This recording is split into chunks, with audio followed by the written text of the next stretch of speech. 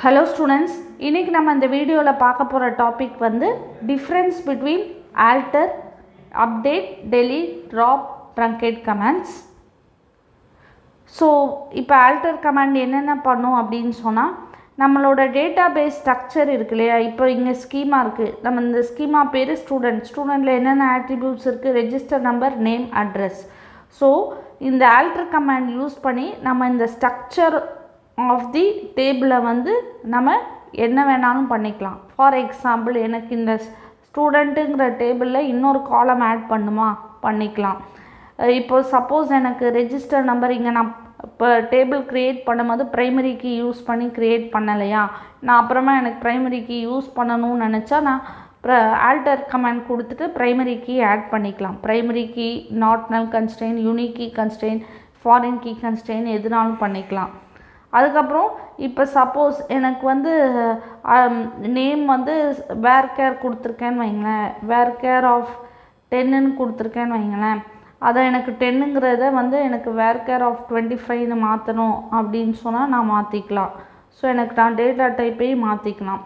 அதே மாதிரி இங்கே வந்து வேர் கேர் மட்டும் இல்லை நான் வந்து ஒரு டேட்டா டைப்லேருந்து இன்னும் டிஃப்ரெண்ட் டேட்டா டைப்புக்குமே மாற்றிக்கலாம். ஸோ அதெல்லாம் எது எப்படி பண்ணலான்னா ஆல்டர் கமாண்ட் யூஸ் பண்ணி பண்ணலாம். ஸோ காலம் ஆட் பண்ணிக்கலாம், காலமை ரிமூவ் பண்ணிக்கலாம், டேட்டா டைப்பை மாடிஃபை பண்ணிக்கலாம், டேட்டா டைப் லென்த்தை மாடிஃபை பண்ணிக்கலாம், அதுக்கப்புறம் கன்ஸ்ட்ரெயின் ஆட் பண்ணிக்கலாம், கன்ஸ்ட்ரெயின் ரிமூவ் பண்ணிக்கலாம், காலம் அல்லது டேபிளை நான் ரீநேம் பண்ணிக்கலாம். ஸோ இந்த ஆல்டர் கமாண்ட் பற்றி நான் செப்பரேட் வீடியோ கொடுத்துருக்கேன். அந்த வீடியோவை நான் டிஸ்கிரிப்ஷனில் லிங்க் ஷேர் பண்ணுறேன் சரியா. ஸோ அதை நீங்கள் பார்த்துட்டு நீங்கள் இதை பார்த்தீங்கன்னா உங்களுக்கு ஈஸியாக இருக்கும். அதே மாதிரி தான் அப்டேட் கமாண்டுக்கும் பண்ணியிருக்கேன். ஸோ அப்டேட் கமாண்ட் என்ன பண்ணோம் அப்படின்னா இப்போது நமக்கு ஒரு ஸ்டூடெண்ட் ஸ்கீமா பார்த்தோம் ரெஜிஸ்டர் நம்பர் நேம் அட்ரஸ். இப்போ அந்த ரெஜிஸ்டர் நம்பர் நேம் அட்ரஸ் அதில் அந்த டேபிளில் இருக்கிற கண்டென்ட்டை நம்ம சேஞ்ச் பண்ணணுமா அப்போ முதல் நம்ம அப்டேட் கிளாஸ் யூஸ் பண்ணலாம் சரியா. ஸோ இதுக்கும் நான் வந்து டிஸ்கிரிப்ஷன் பாக்ஸில் லிங்க்கு ஷேர் பண்ணேன். அதை பார்த்துட்டு நீங்கள் இந்த வீடியோவை பாருங்கள். இப்போ வந்து delete கமாண்ட் ஓகேவா. ஸோ டெலீட்டுங்கிறது ஒரு டிஎம்எல் கமாண்ட். டெலீட் எப்படி டெலீட்னாலே நமக்கு என்ன தெரியும் எதையோ ஒன்று டெலீட் பண்ண போதுன்னு தான் நம்ம சொல்கிறோம். ஸோ டெலீட்டுங்க அதுக்கு சின்டெக்ஸ் என்னது delete from table name where condition ஓகேவா. ஏன் வேர் கண்டிஷன் கொடுத்துருக்கோம் எந்த ஸ்பெசிஃபைக் ரோ நமக்கு வந்து டெலீட் பண்ணோமோ அதனால நமக்கு வந்து வேர் கண்டிஷன் கொடுத்துருக்கோம். delete remove rows not columns ஏன் இப்படி கொடுத்துருக்காங்கன்னா எப்பயுமே வந்து காலம்ஸில் என்ன இருக்கும் டேபிளோட ஸ்ட்ரக்சர் அதாவது டேபிளில் என்னென்ன ஆட்ரிபியூட்ஸ் இருக்கோ அதுதான் வந்து காலம் வைஸ் ரெப்ரசன்ட் பண்ணுவாங்க சரியா. அதனால தான் நம்மளால் காலமை டெலீட் பண்ண முடியாது, ரோஸை மட்டும்தான் டெலீட் பண்ண முடியும். No where clause means all the rows will be deleted. Suppose நான் வந்து இங்கே delete from table name மட்டும் கொடுத்தேன் அப்படின்னு சொன்னால் வேர் கண்டிஷன் கொடுக்காம இங்கேயே செமிகோலன் வச்சு டெர்மினேட் பண்ணிட்டேன் அப்படின்னு சொன்னால் என்ன ஆகும்னா அந்த டேபிளில் இருக்கிற எல்லா கண்டென்ட்ஸுமே delete ஆகிடும் சரியா. இப்போ வந்து delete கமாண்டில் வந்து என்ன பெனிஃபிட் அப்படின்னா we can roll back the values in the table when delete command is used. இப்போ நான் சப்போஸ் ஒரு டேபிள் இருக்குது டேபிளில் இருக்க கண்டென்ட்ஸ்லாம் delete பண்ணிட்டேன் எனக்கு வந்து நான் அந்த கண்டென்ட்டெல்லாம் என்ன பண்ணலாம் ரோல் பேக் அதாவது அன்டூ பண்ணிக்கலாம். எனக்கு திருப்பி அந்த கண்டென்ட் வேணும் ரிட்ரீவ் பண்ணணும் அப்படின்னு சொன்னால் நான் பண்ணிக்கலாம். எப்போ பண்ணலாம் நான் கமிட்டுங்கிற கமாண்ட் கொடுக்காம இருந்தால் நான் வந்து அந்த வேல்யூஸை திருப்பி ரோல் பேக் பண்ணிக்கலாம். ஏற்கனவே கமிட்டிவ் ரோல் பேக் பற்றி நம்ம ஆசிட் ப்ராப்பர்ட்டிஸில் இருந்து ட்ரான்சாக்ஷன் பற்றி பேசும்போது டீட்டெயிலாக டிஸ்கஸ் பண்ணியிருப்போம். நீங்கள் என்ன அதர் வீடியோஸை நீங்கள் செக் பண்ணிக்கோங்க சரியா.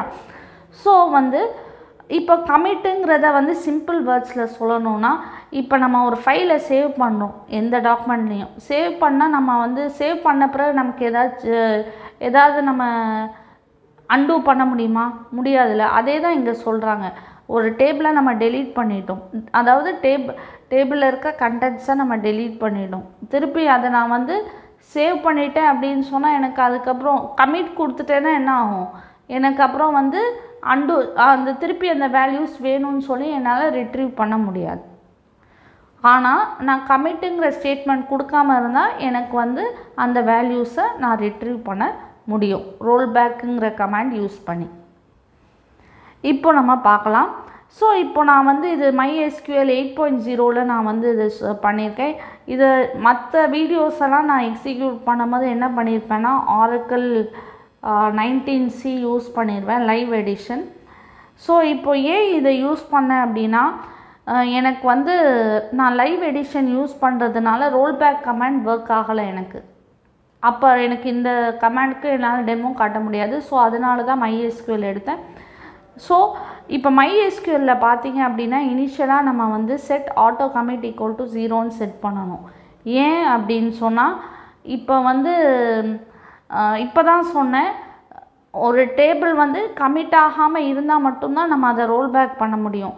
ஸோ இதில் என்ன ஆகுது அப்படின்னா MySQLல வந்து டிஃபால்ட்டாக வந்து நான் இப்போ ஒரு டேபிள் வந்து க்ரியேட் பண்ணாலும் அது ஆட்டோமேட்டிக்காக கமிட் ஆகிடுது. ஸோ அந்த ஆப்ரேஷனை வந்து நான் வந்து பண்ண வேணான்னு சொல்கிறதுக்காக தான் set auto commit equal to 0. ஏன்னா என்ன சொல்லியிருந்தேன் டெலீட் ஆன வேல்யூஸை நான் எப்போ ரிட்ரீவ் பண்ண முடியும், நான் வந்து அதை கமிட் பண்ணாமல் மட்டும் இருந்தால் தான் நான் வந்து அந்த வேல்யூஸை ரோல் பேக் பண்ண முடியும். சரியா? ஸோ நம்ம ஒரு எக்ஸாம்பிள் பார்க்கலாம். இப்போ எம்ப்ளாயிங்கிற ஒரு டேபிள் இருக்குது, எனக்கு இந்த வேல்யூஸ் இருக்குது. ஸோ இப்போ வந்து நான் டெலீட் பண்ணுறேன். எம்ப்ளாயிங்கிற டேபிளே டெலீட் பண்ணிட்டேன். டெலீட் பண்ணோன்னே எனக்கு என்ன ஆகுது, ரெண்டு ரோவும் போயிடுது. ஓகேவா? இப்போ எனக்கு வந்து திருப்பி இந்த வேல்யூஸை ரிட்ரீவ் பண்ணுறேன்னா நான் என்ன கொடுக்குறேன், ரோல் பேக் கொடுத்துறேன். ரோல் பேக் கொடுத்துட்டு நான் திருப்பி பார்த்தேன் அப்படின்னு சொன்னால் எனக்கு திருப்பி இந்த வேல்யூஸ் இருக்குது. சரியா? ஓகேவா?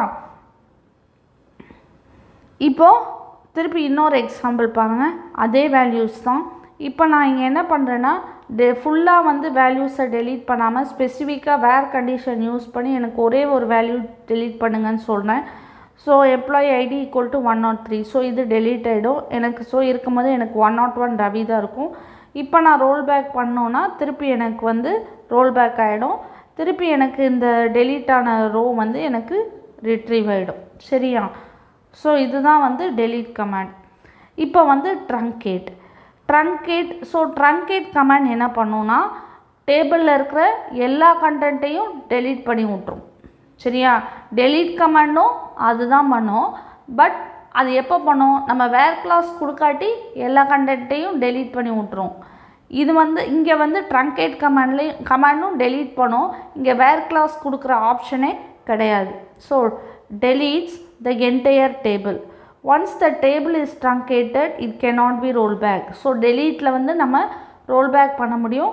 இதில் வந்து delete பண்ணால் மொத்தமாக delete பண்ணணும். ஓகேவா? delete பண்ணணும். திருப்பி நம்ம அதை வந்து roll back பண்ண முடியாது. அதே மாதிரி deleteல கொடுக்குற மாதிரி ஸ்பெசிஃபிக்காக வேர் கண்டிஷன் கொடுக்க முடியாது. சரியா? அப்புறம் we can view the structure of the table when delete or truncate command is used, which means நான் வந்து ஸ்ட்ரக்சரை வியூ பண்ணலாம். ஸ்ட்ரக்சர் எனக்கு போகாது. எம்ப்ளாயி ஐடி எம்ப்ளாயிங் நேமுங்கிற ஸ்ட்ரக்சர் எனக்கு வந்து அப்படியே தான் இருக்கும். அதில் எந்த சேஞ்சஸும் இருக்காது. எனக்கு உள்ளே இருக்கிற கண்டென்ட்ஸ் மட்டும்தான் வந்து டெலீட் ஆகும். அப்புறம் வந்து பார்த்திங்கன்னா drop command drops the entire table including the structure of the table. So எனக்கு எல்லா டேபிளுமே போயிடும், ஸ்ட்ரக்சரும் இருக்காது. ஸோ இப்போ அதை பார்க்கலாம். இப்போ நான் செலக்ட் ஆகிட்டு எம்ப்ளாயி கொடுத்தாச்சு. இப்போ நான் வந்து எனக்கு இப்போ எம்ப்ளாயி டேபிளில் இந்த ரெண்டு வேல்யூஸ் இருக்குது. இப்போ நான் ட்ரங்கேட் கமாண்ட் கொடுக்குறேன். ட்ரங்கேட் கமாண்ட் கொடுத்தா என்ன சொன்னேன், எல்லா வேல்யூஸும் டெலீட் ஆகிடும்னு சொன்னேன். So truncate table employee 0 rows affected. திருப்பி நான் வந்து செலக்ட் கமாண்ட் கொடுத்தா எம்டி செட் தான் வருது. நான் என்ன சொன்னேன், ட்ரங்கேட் கமாண்ட் கொடுத்தா ரோல் பேக் பண்ண முடியாதுன்னு சொன்னேன். ஸோ நான் செக் பண்ணுறேன், ரோல் பேக் கொடுக்குறேன். ரோல் பேக் கொடுத்துட்டு திருப்பி நான் வந்து செலக்ட் கமாண்ட் யூஸ் பண்ணி டேபிளில் கண்டென்ட் இருக்கான்னு பார்க்குறேன். இல்லை. ஏன் அப்படின்னு சொன்னால் இது ட்ரங்கேட் கமாண்டை நம்ம ரோல் பேக் பண்ண முடியாது. இப்போ பார்த்தீங்க அப்படின்னா இப்போ இதில் என்ன சொல்ல வரேன்னா, இதில் வந்து என்ன டெலீட் கமாண்டாக இருக்கட்டும் இல்லை ட்ரங்கேட் கமாண்டாக இருக்கட்டும் நமக்கு வந்து ஸ்ட்ரக்சர் ஆஃப் த டேபிள் வந்து அப்படியே தான் இருக்கும். ஸ்ட்ரக்சர் ஆஃப் த டேபிளில் வந்து நம்ம வியூ பண்ணிக்கலாம். ஸோ நம்மளோட ஸ்ட்ரக்சருக்கு டேபிளில் இருக்கிற கண்டென்ட்ஸ் மட்டும்தான் இல்லை. ஸோ நம்ம ஸ்ட்ரக்சர்னால் என்ன இருக்குது, எம்ப்ளாயி ஐடி, எம்ப்ளாயி டேபிளில் என்னென்ன ஃபீல்டு இருந்ததோ அதெல்லாம் நம்ம பார்க்க முடியுது. சரியா? அதே மாதிரி ட்ராப் டேபிள் எம்ப்ளாயி. ஸோ எம்ப்ளாயிங்கிற டேபிளை நான் ட்ராப் பண்ணுறேன். ட்ராப் பண்ணிவிட்டு ஓகே. இப்போ ட்ராப் பண்ணால் என்ன ஆகும்னா ஸ்ட்ரக்சரும் சேர்ந்து டெலீட் ஆகும்னு சொன்னேன்ல, எதுவுமே இருக்காது. ஸோ நான் வந்து ஸ்ட்ரக்சரை எப்படி வியூ பண்ணுறேன், டிஇஎஸ்சி கமாண்ட் யூஸ் பண்ணால் டிஸ்கிரைப் டிஸ்கிரைப் எம்ப்ளாயி ஸ்ட்ரக்சர் அப்படின்னு சொல்லி டிஸ்கிரைப் எம்ப்ளாயினா நான் ஸ்ட்ரக்சர் ஆஃப் த டேட்டாபேஸ் பார்த்துக்கலாம். So employee does not exist. So select asterisk from எம்ப்ளாயினா செலக்ட் கமாண்ட் யூஸ் பண்ணி பார்த்தாலும் என்னால் வியூ பண்ண முடியல. ஏன் அப்படின்னு சொன்னால் நான் ட்ராப் கமாண்ட் யூஸ் பண்ணியிருப்பேன். ஸோ இங்கே வந்து பார்த்திங்கன்னா இங்கே 2 இது இருக்கும், எம்ப்ளாயி. இங்கே கன்ஃபியூஸ் ஆக வேணாம். இது வந்து டேபிள் நேமு, இது வந்து database name.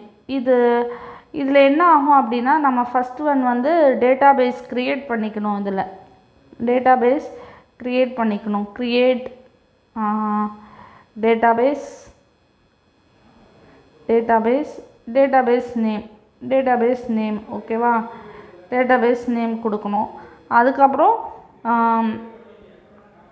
Use database name கொடுத்தா தான் வந்து நமக்கு ஃபர்தராக வந்து இது பண்ண முடியும். ஸோ இங்கே வந்து அதனால தான் நான் வந்து என்ன பண்ணியிருக்கேன்னா டேட்டாபேஸ் நேமையும் எம்ப்ளாயின்னு கொடுத்துருக்கேன், டேபிள் நேமையும் எம்ப்ளாயின்னு கொடுத்துருக்கேன்.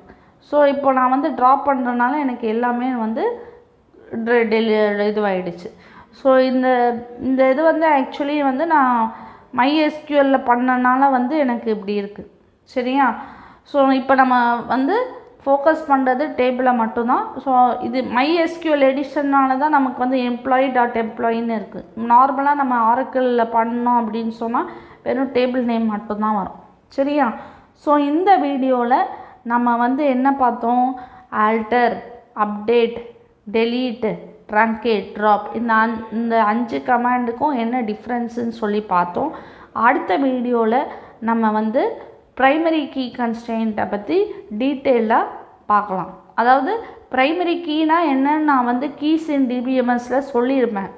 இதில் என்ன பண்ண போகிறோம்னா ப்ராக்டிக்கலாக அது எப்படி ஒர்க் ஆகுதுன்னு சொல்லி இல்லுஸ்ட்ரேஷனோடு நம்ம பார்க்க போகிறோம். தேங்க்யூ.